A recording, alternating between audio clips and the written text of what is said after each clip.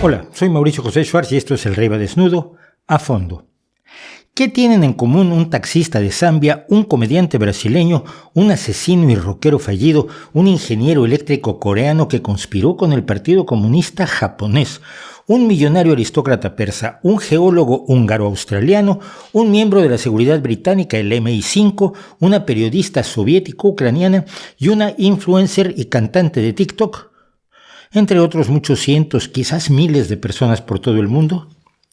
Pues que todos son Jesús renacido, la segunda venida, la reencarnación del Nazareno, el verdadero y único Mesías, el Hijo de Dios, una tercera parte de la Santísima Trinidad, el Salvador, el Redentor, el Pan de la vida, el Cordero de Dios, el Rey de Reyes, el Alfa y el Omega, el Rey de los Judíos, Emanuel, el Maestro, el Buen Pastor, la Fuente de Aguas Vivientes, el León de la tribu de Judá, el Hijo del Hombre, el Carpintero, el Camino, la Verdad y la Vida, el Cristo y otros nombres que se le han dado al mítico personaje. Y la pregunta es, ¿son todos realmente Jesucristo?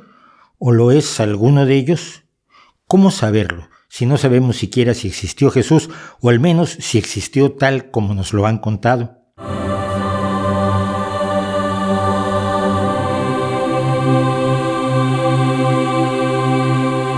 En este canal ya hemos hablado, para horror de muchos, y lo entiendo, sobre la ausencia total de pruebas sólidas que validen la existencia del Jesús de los Evangelios. Es posible que hubiera un predicador hebreo o una conjunción de varios que dijeran las cosas que se le atribuyen a Jesús en libros que se escribieron décadas después de su muerte y de los cuales las copias que tenemos son de siglos después, así que mucho podían haber cambiado. Pero no hay pruebas de su existencia, ni mucho menos de que esa persona pudiera caminar sobre el agua, convertir el agua en vino, multiplicar los peces y los panes, curar a los enfermos, hacer secarse a una higuera por el delito de no tener higos, resucitar a los muertos o subir a los cielos él mismo 3 días después de su muerte. No hay tales pruebas, pues el Evangelio de Marcos, el más antiguo, data de entre el año 66 y 70 de la era común, que está 7 años desfasada respecto de la de Cristo si hubiera existido. Los de Mateo y Lucas, muy parecidos al de Marcos, se redactaron entre el 85 y el 90 de la era común, y el de Juan, con grandes diferencias respecto de los otros 3, se escribió entre el año 90 y el 110. Imagínate que te dijeran hoy en 2023 que escribieras la biografía de un predicador que había muerto en 1990, que no escribió nada, del que no se escribió nada, que no hay internet ni periódicos para documentarse, ni ningún escrito de él o de alguien que lo haya conocido personalmente, sino solo tienes lo que hoy te cuentan sus más fieles seguidores. ¿Qué tan fiable sería esa biografía que harías? Pues no mucho, la verdad. Así que solo sabemos que es probable que hubiera una o varias personas que inspiraron un mito tan atractivo que hoy lo siguen creyendo muchísimas personas. Pero no sabemos nada más, ni su estatura, ni su peso, ni la tonalidad de su piel, ni el color de su cabello. Las representaciones de su figura son de lo más diversas y contradictorias, aunque siempre llama la atención que nunca se le represente como un tipo pasado de peso, con los dientes chuecos, calvo, que a los 30 años ya muchos han dejado atrás la cabellera, o con grandes orejas. Pero, me dirá usted, ¿qué importa cómo era Jesús si lo que importa es su legado espiritual, incluso si fuera resultado de la fantasía? Bueno, a mí no me importa más que como curiosidad histórica, pero para otras personas como las que mencionábamos al principio de este video, sí debería ser importante porque dicen ser la reencarnación o encarnación de Jesucristo, o han sido considerados como tales por otros, generalmente sus seguidores, para quienes el asunto es, sin duda alguna, muy relevante. Y son muchos, muchísimos, tantos que no vamos a poder hablar de todos, sino solo de algunos y de sus contradictorios mensajes.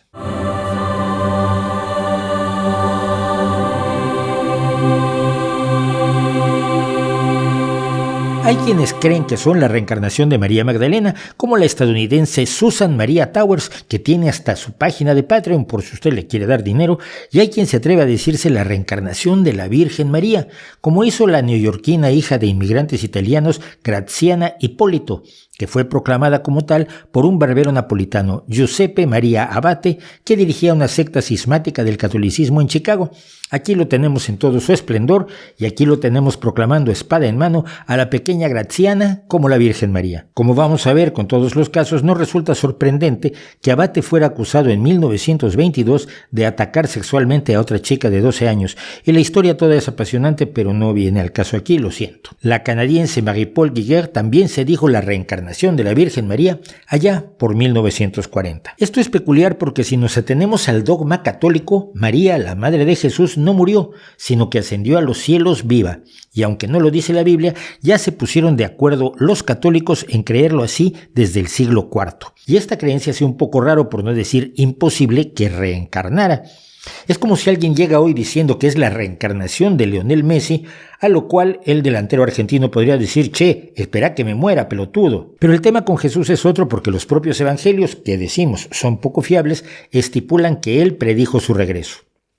Y antes de meternos en esto, mejor no piense que según la Biblia Cristo resucitó y ascendió a los cielos también de carne y hueso, porque poniéndose puntilloso le arruina a usted el negocio a varios cientos que dicen ser su reencarnación. Así Jesús advierte y señala en varios momentos de los evangelios que volverá para llevar a los apóstoles al cielo con él y para recoger a sus elegidos. En Mateo 16, 27, 28 se cuenta: porque el Hijo del Hombre vendrá en la gloria de su Padre, rodeado de sus ángeles, y entonces pagará a cada uno de acuerdo con sus obras. Les aseguro que algunos de los que están aquí presentes no morirán antes de ver al Hijo del Hombre cuando venga en su reino. Parece que no ocurrió. Y en Marcos 13:30, Cristo asegura que esto ocurrirá antes de que pase una generación, que en términos bíblicos son 30 años. Y desde entonces han pasado unas 67 generaciones sin que regrese Jesús. O quizás sí ha regresado cientos y cientos de veces, aunque un tanto cambiado.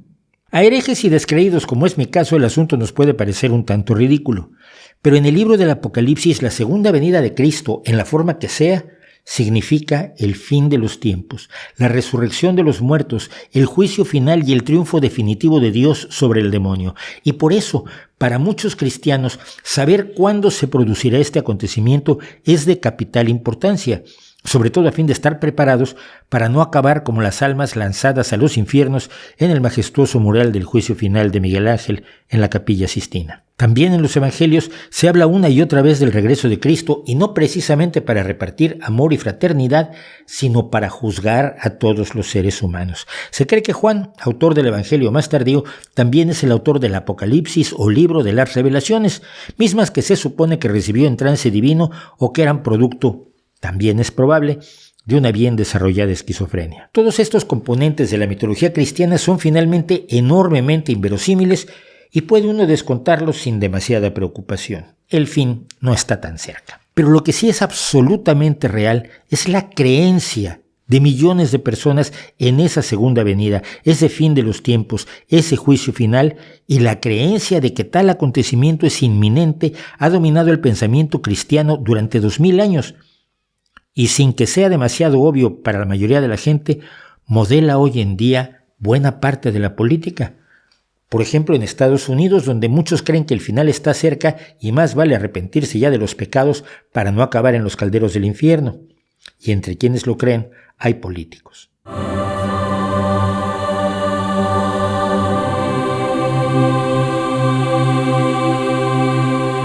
En diciembre de 2022 se publicó una encuesta del muy prestigioso Pew Research Center, según la cual el 39% de los estadounidenses creen que estamos viviendo en el fin de los tiempos. Esto incluye, por supuesto, a musulmanes y judíos, que también tienen su mitología escatológica o de fin del mundo, y que es algo que por otra parte los cristianos creen desde el principio mismo de su religión, con tanta intensidad que en esa encuesta el 47% de los cristianos dijeron que estamos viviendo al borde del Armagedón, del juicio final, de lo que en griego se llama la parousia. La escatología ha sido preocupación incesante de los teólogos, que han desarrollado muchas interpretaciones para tratar de determinar cuándo y cómo se producirá el histórico suceso y si estará precedido por el reino del anticristo, si se desarrollará en 7 días como el Génesis, o si la humanidad será aniquilada por terribles desastres naturales, o solo con que el Cristo redivivo mueva un dedo. Pero como fuera, en Estados Unidos, los políticos del Partido Republicano tienden a prestar atención a los creyentes en el inminente fin de todo. Por ejemplo, al acusar a los demócratas de planificar la prohibición del cristianismo y la persecución de los cristianos, que son, según el censo de Estados Unidos, 63% de los estadounidenses en sus distintas denominaciones católicas y protestantes. Ya me dirá usted cómo se persigue a una mayoría tan aplastante. Todo esto prepara la escena para algunas formas especialmente dañinas de la creencia en la reencarnación de Cristo. El Cristo redivivo, el juzgador, tiene derecho sobre la vida y el futuro de toda la humanidad, en grupo o de uno en uno. Puede destruir, puede romper, puede matar y herir, porque está dándole fin al mundo para hacer realidad la profecía y terminar la historia que comenzó con la creación, con el propio Génesis, cerrando el círculo. Pero si es necesario preparar el escenario para el regreso de Cristo, ¿no hay entonces que ayudar a que se hagan realidad las predicciones bíblicas, como la de la construcción del tercer templo de Jerusalén en el monte del templo, cosa que se vuelve difícil por ser un punto de conflicto entre musulmanes y judíos? ¿O es necesario acaso apoyar a los extremistas religiosos judíos para que vuelvan a ocupar toda la tierra de Israel que Dios les prometió y así se cumpla la profecía? ¿Qué tal que ese es el obstáculo para que llegue el juicio final? ¿No habría que quitarlo? Esto puede sonar absurdo, pero ya uno de los padres de la Iglesia, Agustín de Hipona, dijo en su libro La ciudad de Dios que la nación hebrea debía permanecer en la misma tierra hasta el final de esta era mortal, lo que se conoce como sionismo cristiano, y es en muchos casos el motivo para que ciertos políticos conservadores de Estados Unidos no critiquen los excesos y atrocidades del ejército y gobierno israelíes, ni exijan el cumplimiento de las disposiciones de la ONU que establecen que Israel debe volver a las fronteras originales de 1948.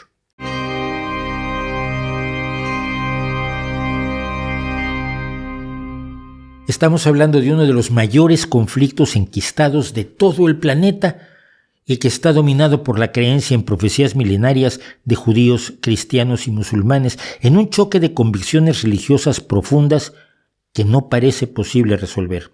Alucinante pero cierto, al grado de que algunos creyentes mantienen la idea del ministro metodista Fountain Pitts de 1857 de que las referencias bíblicas a Israel en realidad son sobre los Estados Unidos, mientras que para muchos grupos extremistas musulmanes como Hamás no hay paz posible sin la destrucción total de Israel y de quienes viven e incluso nacieron allí. Y ese milenarismo no ocurre solamente bajo la superficie, en las creencias de personajes como Ronald Reagan, sino que se hace presente con frecuencia cuando alguien se dice la reencarnación de Cristo, es decir, alguien que está anunciando el final.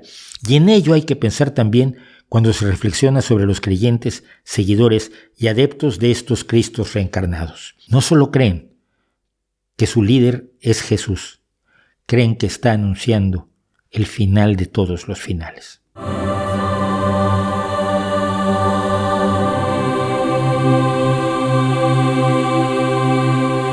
En Waco, Texas, en la primera mitad de 1993, se produjo un sitio del gobierno alrededor del complejo de edificios de la secta de la rama davidiana o Davidianos de la Rama, que se saldó el 19 de abril con el incendio de los edificios y la muerte de 82 miembros de la secta. Esto ocurrió cuando la secta fue acusada por acopio de armas y los policías que intentaron entrar en ella fueron recibidos a tiros y murieron 4 de ellos.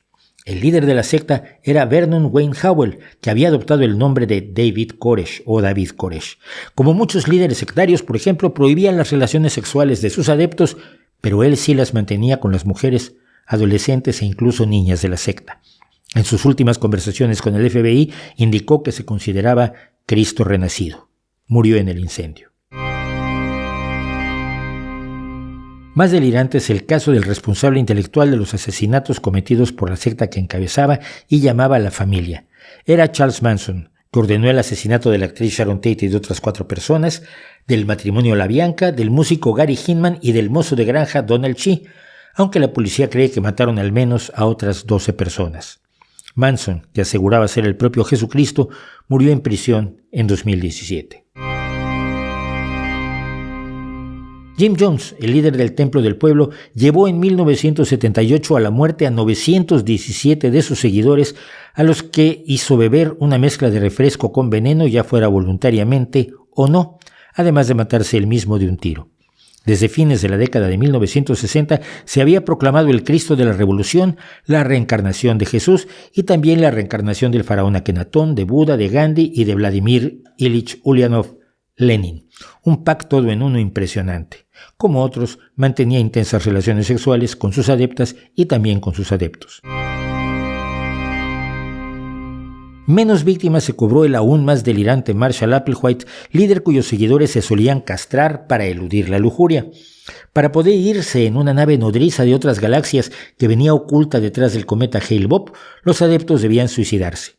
21 mujeres y 18 hombres lo hicieron, incluido el líder, Marshall Applewhite, en marzo de 1997. De Manson, Jones y Applewhite, por cierto, hablamos muy ampliamente en nuestro vídeo dedicado precisamente a las sectas destructivas. En ese vídeo también hablamos de Shoko Asahara, ejecutado en la horca en julio de 2018 junto con otros 6 miembros de la secta que dirigía, Aum Shinrikyo, por varios asesinatos y sobre todo por el ataque con gas sarín letal del metro de Tokio en marzo de 1995. Asahara había publicado en 1992 el libro Declarándome a mí mismo el Cristo, además de aseverar que era el único iluminado verdadero que había desde el Buda. Creerse Cristo parece estar con frecuencia incómodamente relacionado con la violencia. Es el caso del autor del fallido atentado contra el Papa Juan Pablo II en 1981, el turco Mehmet Ali Agca, que coqueteó igual con el marxista Frente Popular de Liberación de Palestina que con el grupo fascista turco de los Lobos Grises, bajo cuyas órdenes mató al editor de un importante diario turco en 1979. Escapó de prisión para intentar matar al Papa y, por ese atentado, volvió a ella hasta 2006. Letales fueron también Maurice Clemons, estadounidense asesino de 4 policías, Thomas Harrison Provenzano, que asesinó a 2 policías e hirió a otros en un tiroteo en un tribunal y se proclamó Cristo antes de ser ejecutado en el año 2000, u Óscar Ramiro Ortega Hernández, que en 2011 disparó contra la Casa Blanca para matar al anticristo Barack Obama, como Jesús resucitado que era, que fue lo que contó en un video enviado a la presentadora Oprah Winfrey. Está también Todd Kincannon, que encabezara el Partido Republicano en Carolina del Sur y que en 2018 mató y mutiló al perro de su madre porque, como Cristo, debía hacer un sacrificio y derramar sangre. Más conocido en su momento fue Laszlo Toth, un geólogo húngaro que en 1971 intentó ser reconocido como Jesucristo en Roma. Al ser ignorado por el Papa, en mayo de 1972, entró en la Basílica de San Pedro y gritando «Soy Jesucristo resucitado de entre los muertos», atacó la Piedad de Miguel Ángel con un martillo de geólogo, dañando gravemente la escultura.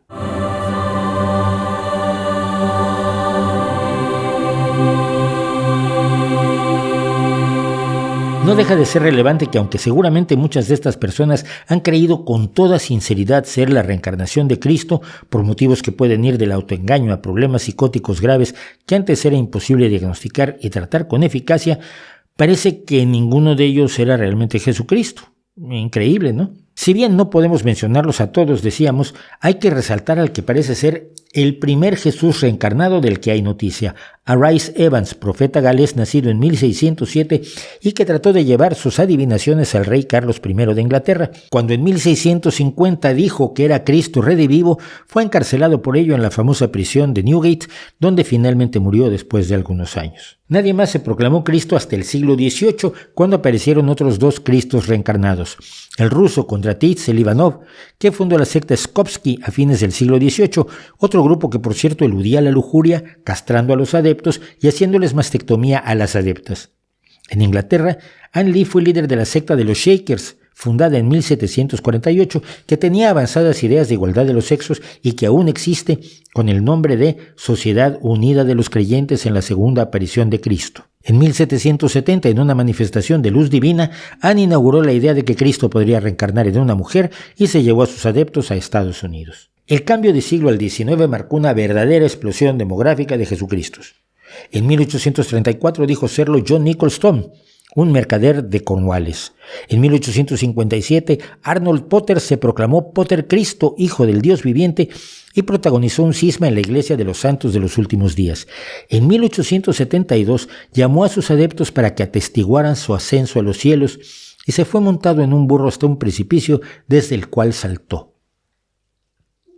Trágicamente no ascendió, pero sus seguidores recuperaron el cuerpo y lo enterraron con honores. Otro cismático de esa iglesia, William W. Davis, empezó proclamándose el arcángel Miguel, además de haber sido Adán, el del Génesis, Abraham y el legendario rey hebreo David.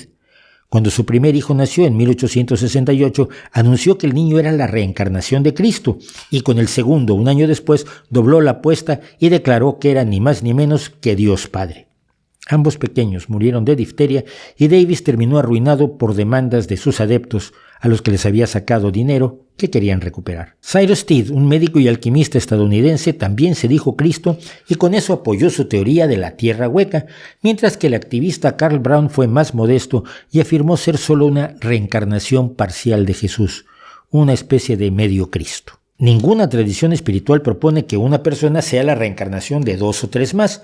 Esta innovación quizás la llevó a su extremo Mirza Hussain al-Nuri, líder nacido en Teherán en 1817 y que en 1850 aseguró haber recibido una revelación divina, adoptó el nombre de Baha'u'llah, la gloria de Dios, y procedió a fundar en 1867 la religión Bahá'í, anunciando que era el prometido, el esperado y el líder profetizado en todas las religiones, el Mesías judío, el Maitreya o quinto Buda de los budistas, el Shah Baran prometido de los zoroastrianos, el retornado Imam Hussain del Islam chiita y el Espíritu de Dios según el Islam sunita. Y era Jesucristo también. Esta idea la recogió Mirza Ghulam Ahmad, líder religioso indostano que inició su andadura mística como defensor público del Islam, pero que en 1889 fundó su propia religión, el movimiento Ahmadiyya, y pronto se proclamó la reencarnación de Cristo, el Mesías judío, el Mujadid reformador anunciado en el Islam y el Mahdi o último líder que llevaría a los musulmanes a dominar el mundo. Tampoco lo consiguió.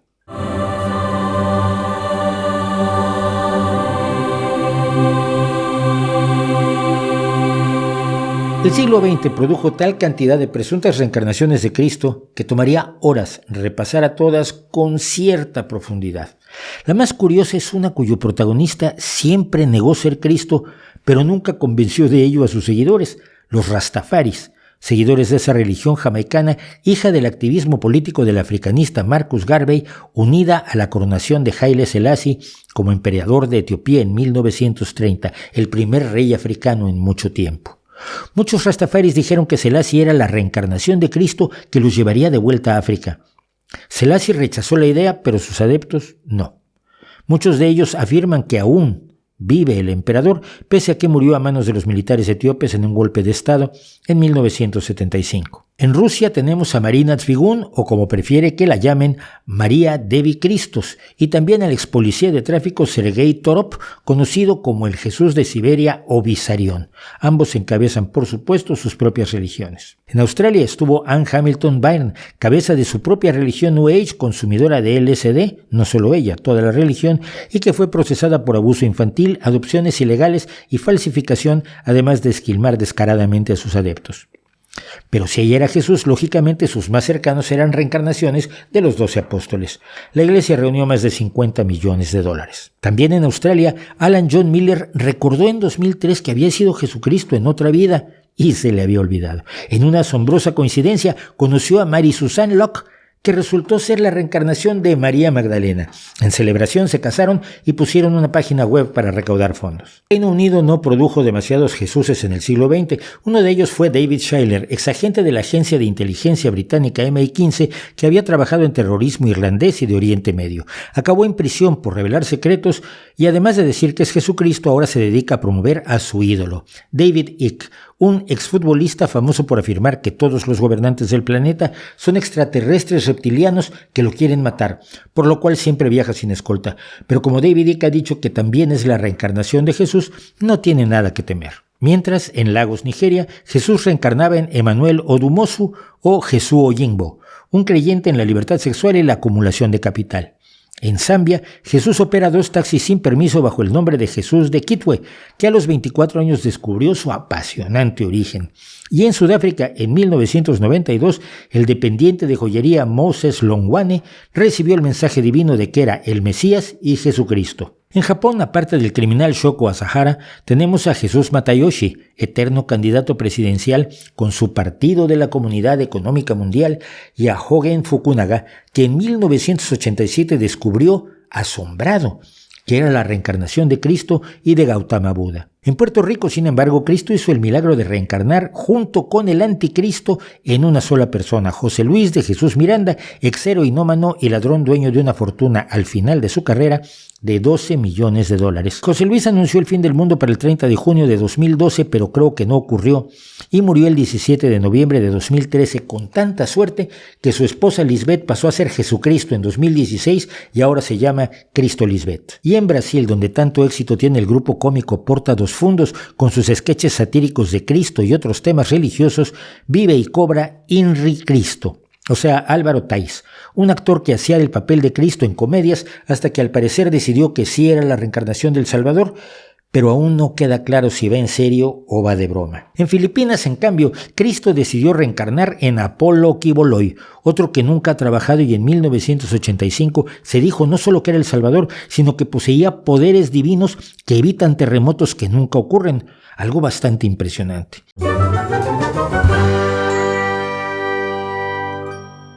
Desde 2021 está acusado en Estados Unidos de tráfico sexual, sexo coaccionado con menores de edad y maltratos físicos. Filipinas aún no lo ha extraditado, quizás para evitar terremotos. En los prolíficos Estados Unidos, el ingeniero eléctrico Ernest Norman dijo a sus seguidores que además de ser Jesús, era la reencarnación del arcángel Rafael, Confucio, esto no se lo pierdan, la Mona Lisa, Benjamin Franklin, Sócrates, la reina Isabel I de Inglaterra y el zar Pedro el Grande de Rusia, haciendo realidad el verso de Walt Whitman, «Soy amplio, contengo multitudes». Mientras tanto, el nativo de San Francisco, Francis Herman Penkovich, judío veterano de la Segunda Guerra Mundial, decidió en 1948 que era Cristo. Se puso un nombre indostano, Krishna Venta, y anunció que había nacido en el planeta Neófrates hace 240.000 años y había comandado el éxodo humano de ese planeta a la Tierra. Murió cuando 2 de sus adeptos le pusieron una bomba, acusándolo de malversar los fondos de la iglesia y de acostarse con sus esposas. Hulon Mitchell Jr. pasó por la nación del Islam y por varias iglesias cristianas hasta descubrir también asombradísimo que era Cristo y tenía que fundar su propia iglesia bajo el nombre de Yahweh Ben Yahweh, proclamando el separatismo de negros y blancos. Su carrera se vio interrumpida en 1990 cuando entró a la cárcel durante 11 años por crimen organizado y conspiración para cometer un asesinato. Al otro lado del mundo, en Corea del Sur, estuvo Ahn Sang-hong, líder de un grupo que cuando murió se rompió en dos, uno de los cuales proclamó a la predicadora Sang Ji-ha como Jesucristo, o más bien proclamó que los dos eran Dios para no meterse en líos. También de Corea del Sur provino uno de los más poderosos líderes religiosos del siglo XX, Sun Myung Moon, fundador de la Iglesia de la Unificación, que además de considerarse Cristo, se proclamó la restauración de Adán, mientras que por tanto su esposa Hak Ja-han lógicamente es Eva.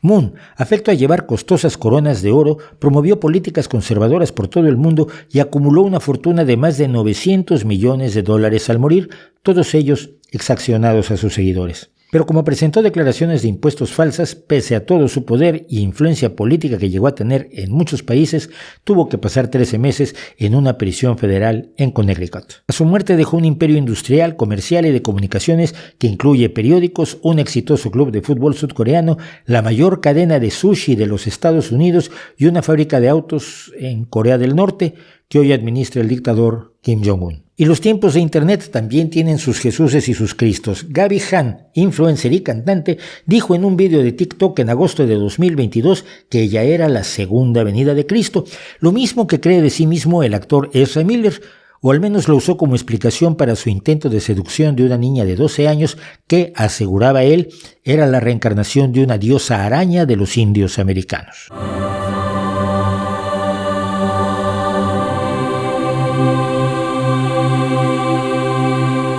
Los Cristos resucitados, reencarnados o redivivos suelen comportarse como todos los líderes sectarios, cosa que no es extraña porque eso es lo que son, al menos los que fundan sus propias religiones, y el hecho de acudir al más difundido mito de la humanidad, el de la divinidad de un predicador hebreo que vivió más o menos entre el año 7 antes de la era común y el año 25 de la era común, les da un ascendiente especial entre sus creyentes.